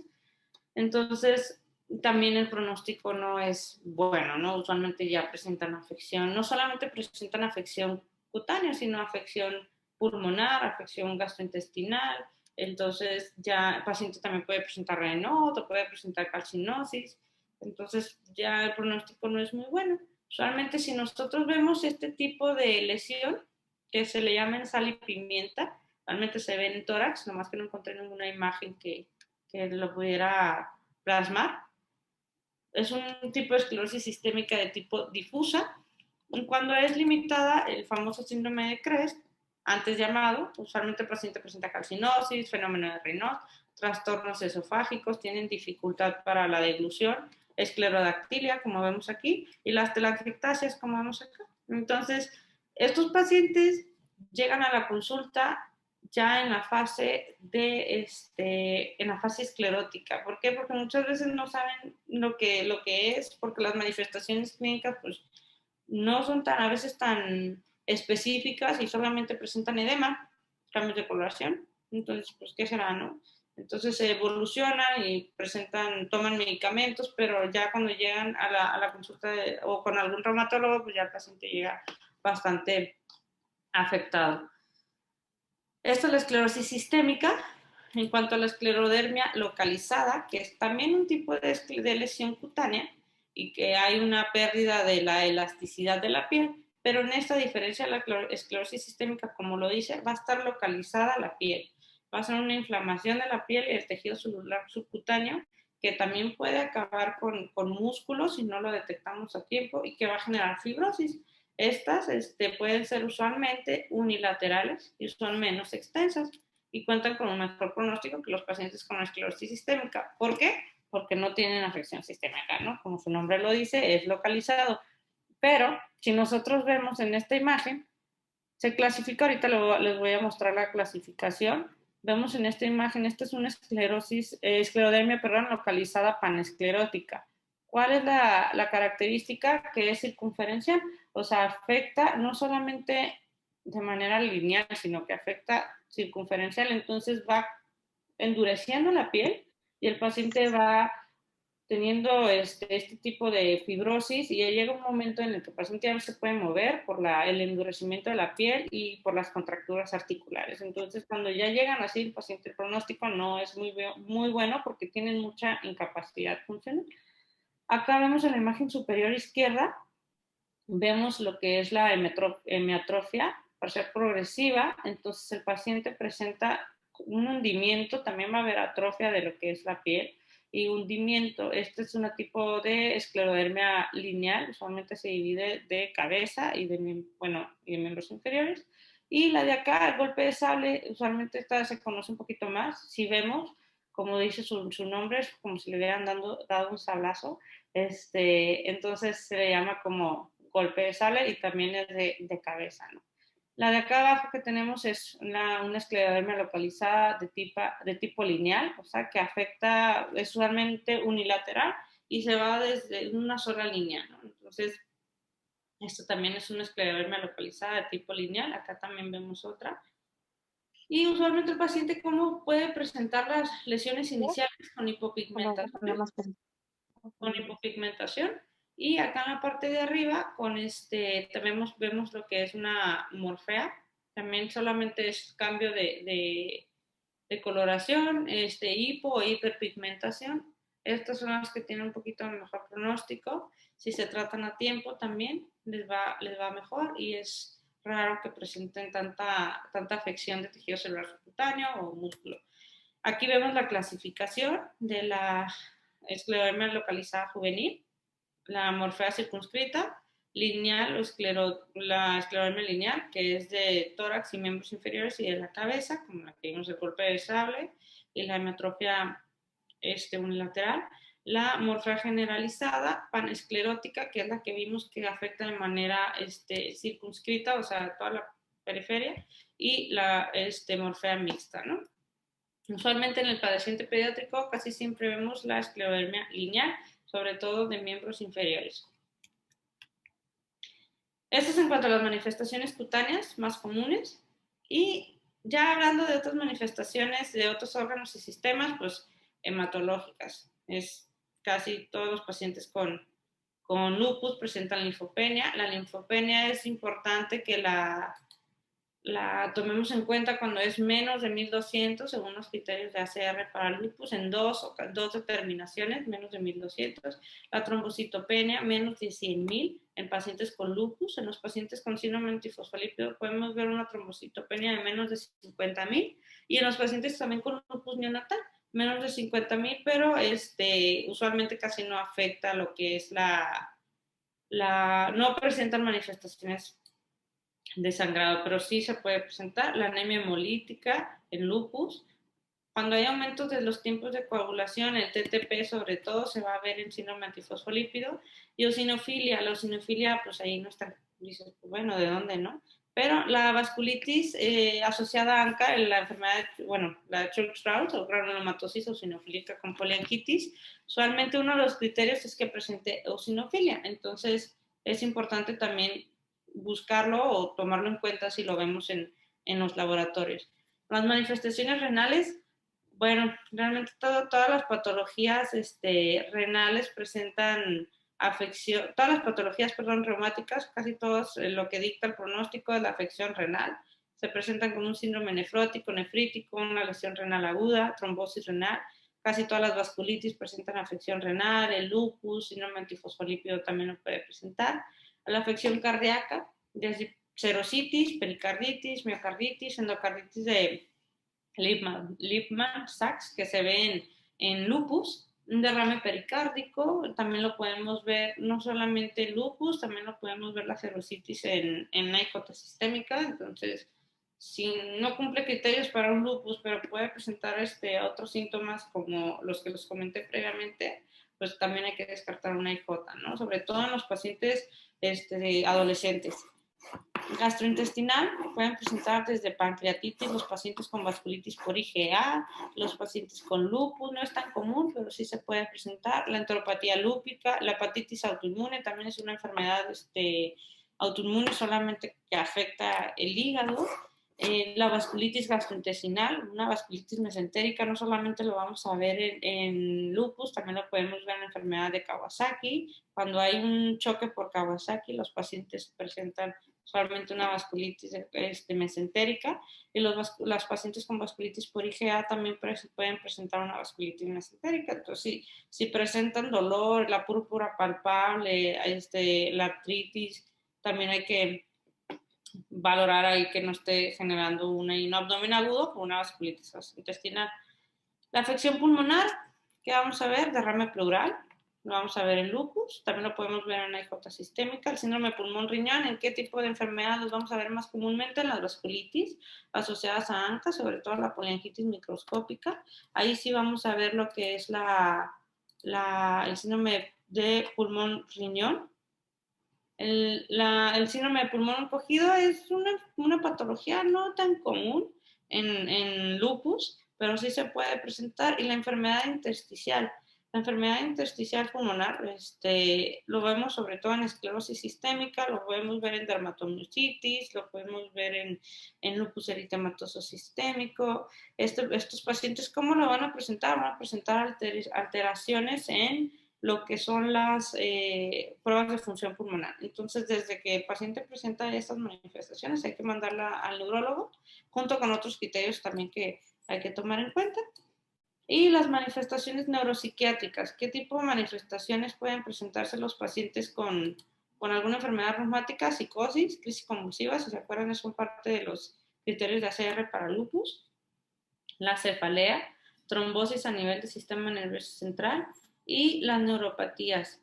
Las neuropatías las vamos a ver sobre todo en las vasculitis asociadas a ANCA, sobre todo los Church-Strauss y la poliarteritis nodosa. También los pacientes pueden presentar una polineuropatía o una mononeuropatía, y también los pacientes con lupus. Lupus puede presentar todo, ¿no? Ya sabemos. Entonces, sí pueden manifestar este tipo de síntomas también. Y también hay que tomar en cuenta los pacientes con crisis convulsivas con de difícil control. Sí hay que también ahí tomar en cuenta que no sea una vasculitis del sistema nervioso central primario, ¿no? Y La afección renal, esto es algo muy importante. Como les digo, no lo podemos dejar de lado en los pacientes con enfermedades reumáticas.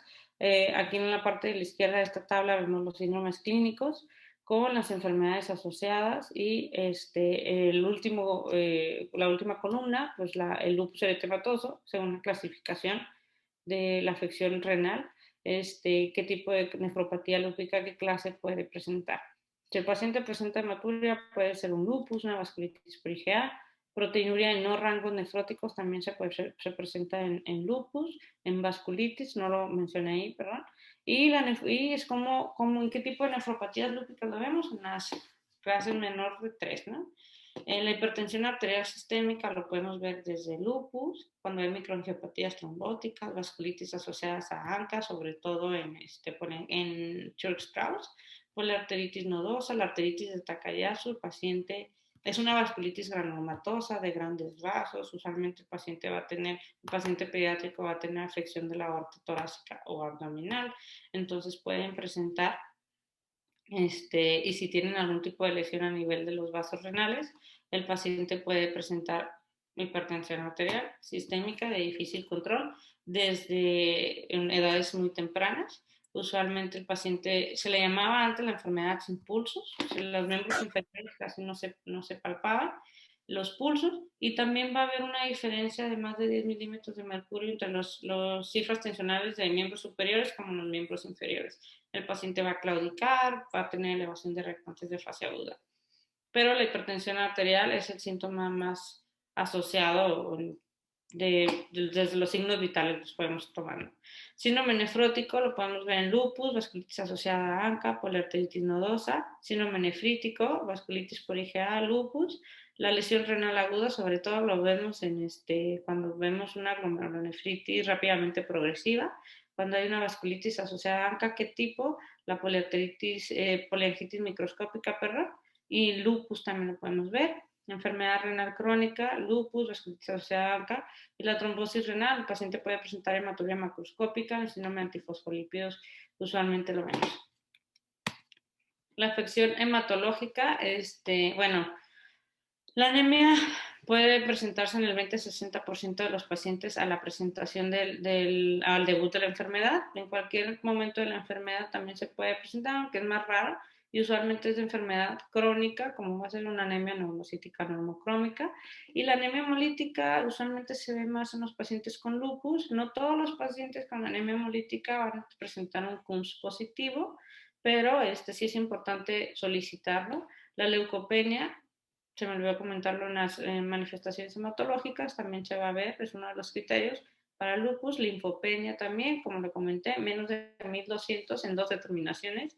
La trombocitopenia del 2 al 35%, en cualquier momento de la enfermedad del 14 al 32%.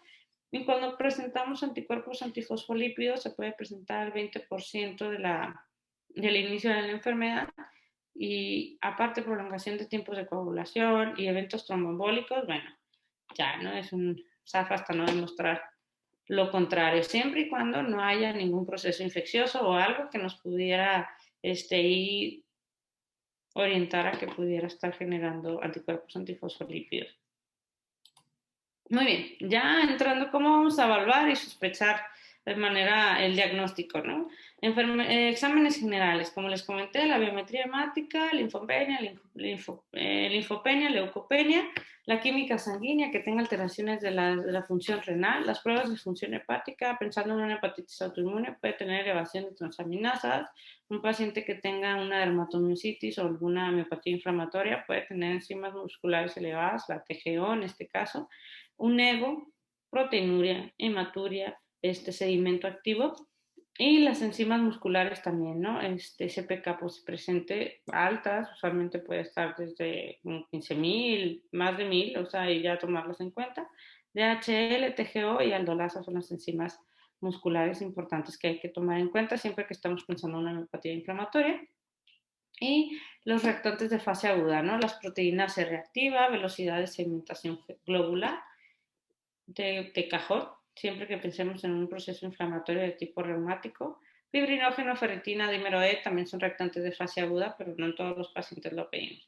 Y el panel reumatológico, creo que esta es una parte muy importante de la plática, cuándo lo vamos a solicitar, cuándo y en qué pacientes lo vamos a tomar en cuenta, ¿no? Hablando de los anticuerpos antinucleares, es importante que sepan que del 3 al 5% de los pacientes pediátricos sanos pueden encontrarse positivo. En el 35% de los adultos sanos también. Entonces, ahí andan por la vida con sus anticuerpos positivos y no pasa nada. O sea, solamente hay que estarlos vigilando siempre y cuando no presente ningún contexto clínico de la enfermedad. Entonces, en esta tabla que vemos acá, vamos a ver las enfermedades en las que los ANA pueden ayudarnos al diagnóstico, las enfermedades en las que se requiere el ANA para el diagnóstico, las enfermedades que nos habla de pronóstico, las enfermedades en las cuales el ANA no nos sirve de nada en los pacientes sanos. En el 20 al 30% de los pacientes se puede presentar en títulos de 1 a 40, de 1 a 80 en el 10 al 12, del 1 a 160 en el 5%, y 1 a 320 en el 3, ¿no? Pero también es importante ver el patrón. Los pacientes con lupus, el 99% de los pacientes con lupus va a estar el ANA. No puede existir un lupus sin ANA positivos, pero sí puede haber un ANA positivo sin ser lupus. Entonces, el contexto clínico es bastante importante. El 1% de los pacientes de cero negativo quiere decir esto que no presentan anticuerpos antinucleares positivos o presentes y aún así cumple criterios para un diagnóstico de lupus. El patrón homogéneo es el patrón más específico para el diagnóstico y es el anticuerpo más sensible para el diagnóstico de lupus. El anticuerpo antinuclear junto con los anti-DNA y en anti-Smith positivos es importante, junto con un contexto clínico, es importante que lo tomemos en cuenta para un diagnóstico de lupus. No solamente como le comento, las enfermedades autoinmunes van a presentar los ANA positivos, también las infecciones, sobre todo la tuberculosis. Hemos visto muchos casos en centro médico de tuberculosis con ANA positivos, en el 24, en el 33%, en el virus de Epstein-Barr, en VIH y en malignidad también, los linfomas no Hodgkin, el 26%, y un cáncer epitelial ovárico también se puede presentar el 40%. Entonces, pues sí, no todo es lupus, a pesar de que los ANA estén positivos, siempre es importante, esto es muy importante, ver el contexto clínico, ¿no? Entonces, hay que ahí tomarlo en cuenta. ¿Qué otros anticuerpos son específicos en el lupus juvenil? Los anti-DNA de doble cadena se puede presentar en el 65-96% de los casos en su presentación y en cualquier otro momento en el 84 al 100%. Estos es muy importante que cuando los pedamos sean anti-DNA de doble cadena, son los más específicos para lupus cuando hay afección renal. Entonces, si el paciente no presenta ninguna afección renal, no siempre van a estar positivos. Entonces, pero en algún momento de la evolución de la enfermedad, los pueden presentar. ¿Cuáles otros anticuerpos vamos a ver? Anti-Ro, anti-La, anti-Smith, esos los vamos a ver sobre todo anti-Ro, anti-La, el lupus neonatal, lupus cutáneo subagudo, cuando hay una afección cardíaca. El anti-Smith es también bastante específico para lupus, junto con anti-DNA y ANA. El anti-U1-RNP, como les comentaba, lo vamos a ver en enfermedad mixta de tejido conectivo, anti-perrobasomal, sobre todo cuando hay un lupus con psicosis, lo hemos visto más asociado, y anti-CSL70, sobre todo en los pacientes con esclerosis sistémica, cuando tienen una afección cardíaca o alguna afección ya sistémica, lo podemos ver presente. ¿Cuándo vamos a solicitar los anticuerpos ANCA? Que son los anticuerpos que los vamos a ver en las vasculitis asociadas a ANCA. Estos los vamos a ver cuando hay un paciente, ¿cuándo lo vamos a sospechar? Cuando hay un paciente con glomerulonefritis rápidamente progresiva, síndrome de pulmón riñón, que el paciente va a tener una manifestación tanto con una lesión renal, o se puede manifestar como una lesión renal aguda, como una hemorragia pulmonar, debutar con eso. Cuando hay vasculitis cutánea con características sistémicas, múltiples nódulos pulmonares, esto los vamos a ver en los granulomatosis con poliartritis o la enfermedad de Wegener, enfermedad destructiva crónica de las vías aéreas superiores, entonces también lo vamos a ver en Wegener, sinusitis u otra otitis de larga duración, lo podemos ver en Wegener y lo podemos ver en Church-Strauss. Estenosis traqueal subglótica. Si ya vemos un paciente con una estenosis traqueal subglótica y aparte ANCA positivos, ya el pronóstico es malo, ¿no? Entonces quiere decir que ya tiene bastante tiempo con la enfermedad y ya esto nos dicta el pronóstico de la enfermedad.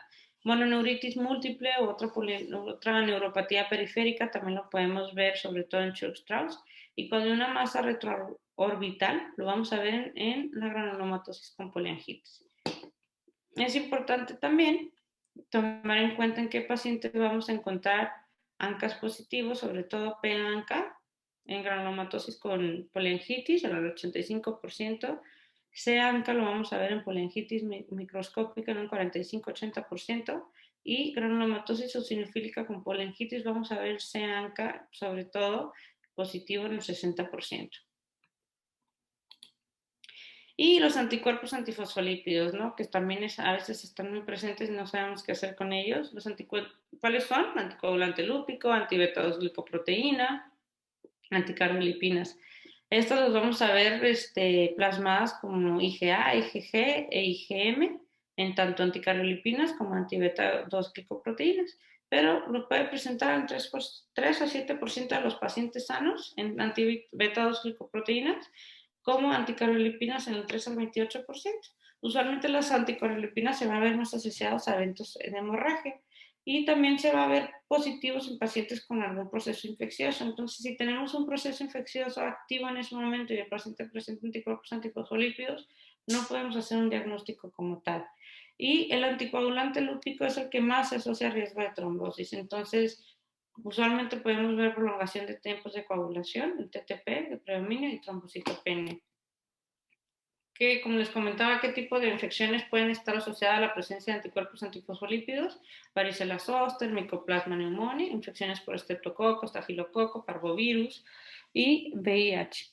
Muchas veces también todavía se comenta como el síndrome antifosfolípido seronegativo cuando el paciente presenta una clínica sugestiva como una trombosis, pero tiene los anticuerpos negativos. Entonces hay otro tipo de anticuerpos que todavía no se tienen dentro de los criterios, pero que sí los toman en cuenta y sí es importante buscarlos. Los anticuerpos dirigidos a fosfatidiletoanolamina, fosfatidilcerina, anticuerpos antiprotrombina, proteína C y S, anexina 5.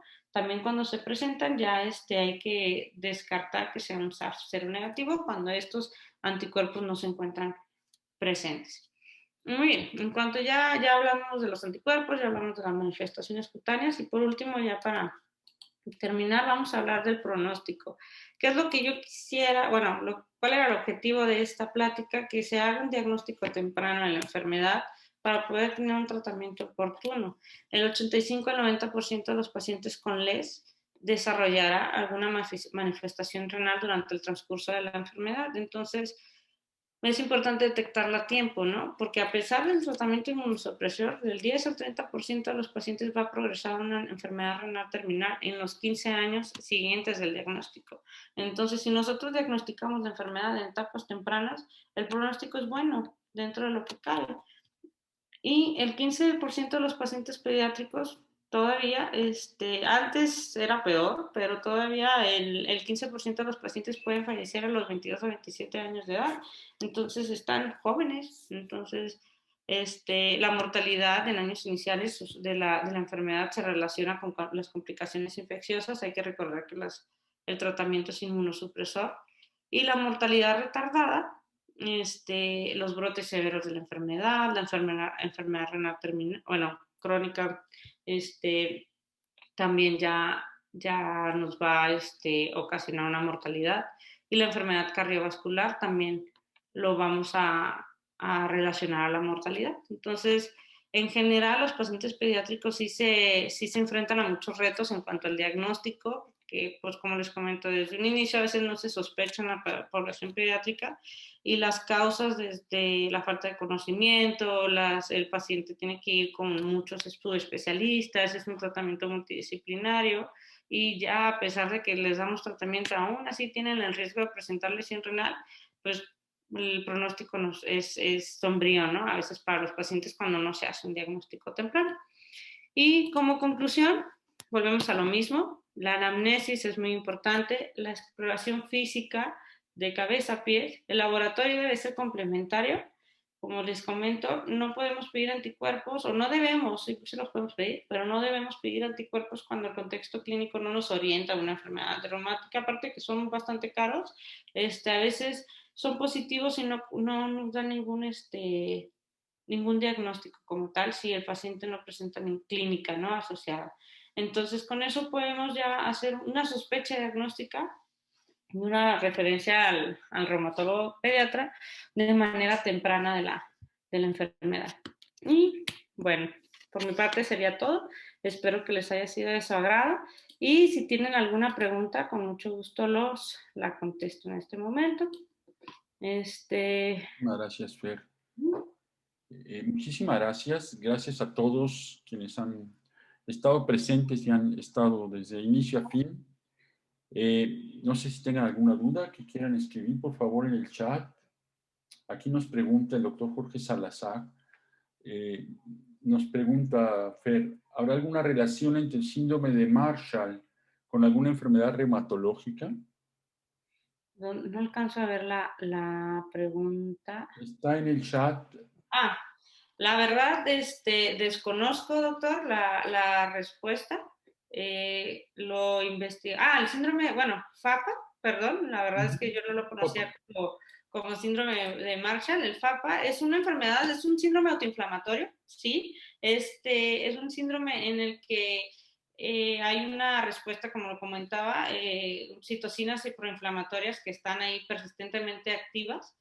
¿Se puede manifestar con alguna enfermedad reumatológica? No, es una enfermedad reumatológica, se clasifica como tal, pero con alguna otra enfermedad no se relaciona. Pero el síndrome de FAPA, lo único malo de las otras síndromes autoinflamatorios es que todavía no tenemos una etiología específica de qué es lo que la ocasiona. Se relaciona o se confunde muchas veces con la neutropenia cíclica. ¿Por qué? Porque los pacientes presentan fiebre de 3 semanas de evolución, y se quita, ¿no? De 3 días y se quita, acompañado de lo que es la faringoamigdalitis, las adenopatías. Entonces, no se relaciona con alguna otra enfermedad, pero sí es una enfermedad reumatológica, es un síndrome autoinflamatorio, es la única que a pesar de que lo vemos comúnmente en pediatría, no tiene una etiología como tal. Todavía no se ha diagnosticado o encontrado si hay alguna alteración ahí genética que nos hace que haya una activación persistente de la cascada de la inflamación. Espero haya contestado su pregunta, doctor. Tengo otra duda más. Alguien aquí nos pregunta nada más que no tengo los datos. Te preguntan, ¿cuál es la edad más temprana de aparición de lupus eritematoso sistémico? Bueno, ya sé que hay lupus neonatal, pero me imagino está pensando en lupus más grandes. El lupus neonatal se puede presentar desde, como lo vemos, pues, de la etapa neonatal, pero la diferencia de un lupus fuera de este rango es que esta va a ser secundaria a la traspaso de los anticuerpos maternos. Entonces, ¿esto por qué es? Porque el paciente no tiene una inmunidad innata todavía, perdón, una inmunidad adquirida todavía presente. Eso lo vemos después de los 6 meses. Entonces, por eso es difícil que el paciente genere anticuerpos en edad temprana. Entonces, después de los 6 meses, el paciente sí puede presentar, ya cuando tenemos la inmunidad adquirida, la formación de anticuerpos, pero rara vez lo vemos antes de los 3 años de edad. Yo no he visto pacientes con lupus eritematoso sistémico menos de 3 años. Hay otras enfermedades inmunodeficiencias, sobre todo deficiencias del complemento, sobre todo C3, C4, C1Q, que el paciente presenta manifestaciones en etapa temprana, menos de 3 años de edad, y usualmente presentan manifestaciones cutáneas y lesión renal, sobre todo cuando hay deficiencia del complemento de C4, el paciente va a presentar manifestaciones renales. Tengo 2 preguntas que me gustaría ver si nos puedes contestar. Sí, claro, doctor. Mencionaste hace un rato la enfermedad de Legg-Calvé-Perthes como un diagnóstico diferencial. Pero aquí yo tengo una inquietud. El ESCALB es una necrosis obviamente vascular de la cabeza del fémur, pero es un proceso que inicia, hasta donde entiendo, en un problema vascular. ¿No hay relación inmunológica? Mm, no, doctor. La verdad es que no se ha visto asociada una relación ahí inmunológica. Usualmente tiene una etiología de base. Usualmente no lo vemos como, o sea, se refiere a que pudiera ser una artritis o que en algún momento pudiera generar alguna ¿O una artritis. vasculitis que hubiera generado la obstrucción de la arteria en ese lugar o de los vasos en ese lugar? En este caso, si pudiera ser una vasculitis, pudiera ser secundaria, pero no primaria como tal, que sea secundaria alguna alteración en el sistema, bueno, inmunológico, que se genere una enfermedad autoinmune o autoinflamatoria. Sí pudiera ser una vasculitis, pero secundaria. No se catalogaría como una vasculitis primaria en este caso. Gracias. Y otra pregunta más rapidita, espero no cansar mucho el auditorio. Hay actualmente muchísimo avance en genética. Y la pregunta que sale luego a la vista es, bueno, y aquí en los procesos autoinmunes que comúnmente hay historia familiar o frecuentemente, no siempre, ¿qué hace genética con esto? O sea, ¿hay alguna ayuda que genética les esté ofreciendo en este momento?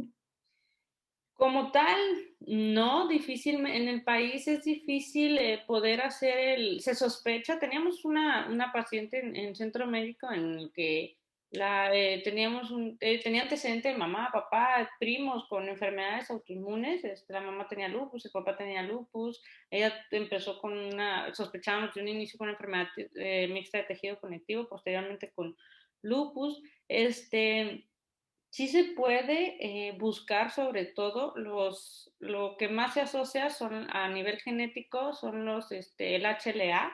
El HLA, cuando hay alteraciones del HLA, sí predispone a que el paciente pueda presentar alguna manifestación autoinmune. En este caso hay HLAs específicos para cada enfermedad, desde IJ, lupus, AF, uveitis. Entonces, si el paciente presenta alguna alteración ahí, sí la podemos buscar. Pero muchas veces son tantos el HLA que están modificados que es difícil que el paciente lo pueda pagar o que es difícil también que o alguna institución lo tenga o algún laboratorio. En algunos otros países sí lo buscan porque tienen un laboratorio de biología molecular, pero difícilmente nosotros podemos hacer un diagnóstico genético desde un inicio o por ejemplo, en este caso de esta paciente, con tantos antecedentes, desde un inicio deberíamos de haber buscado que ella no tuviera alguna alteración del HLA, ¿no? Pero no se busca porque no lo contamos en la institución y para que lo haga el paciente es difícil. Pero sí pudiera haber hay una orientación y buscarlo para que el paciente le fuera mejor. Sobre todo porque el diagnóstico temprano verdaderamente impacta en estas enfermedades, ¿no? Yo creo que desgraciadamente es una de las enfermedades, o son de las enfermedades que más se retrasa el diagnóstico porque conocemos muy poco, porque es muy complejo el lograr un diagnóstico diferencial y múltiples las manifestaciones. Y bueno, si el diagnóstico se hiciera más oportunamente, probablemente tendríamos una opción muy importante ahí en genética de decir, bueno, encamínate hacia esto, ¿no? Claro. Sí, pero no, desgraciadamente todavía en esa parte estamos un poquito en pañales en México, en algunos otros países, en Argentina sí lo hacen y es muy padre, ¿no? Porque desde un inicio pues ya lo sospechan y la están vigilando. Lo que podemos hacer muchas veces cuando los papás tienen lupus, usualmente llevan al hijo de que, oye, ¿sabes qué? Yo tengo lupus, quisiera ver que él no lo tenga, entonces lo que podemos hacer es pedir anticuerpos. A veces los anticuerpos están negativos y los vigilamos una vez al año. Pero si llegan a tener anticuerpos positivos, bueno, vigilarlos también, siempre y cuando no presenten manifestaciones clínicas, para ya iniciar un tratamiento y estarlos vigilando, sobre todo por los antecedentes. Perfecto. Pues muchísimas gracias, Fer. Creo que de momento no tenemos más preguntas. Te agradezco muchísimo, les agradezco a todos los que están aquí, te agradezco a ti también, Fer, te felicito, la plática muy completa.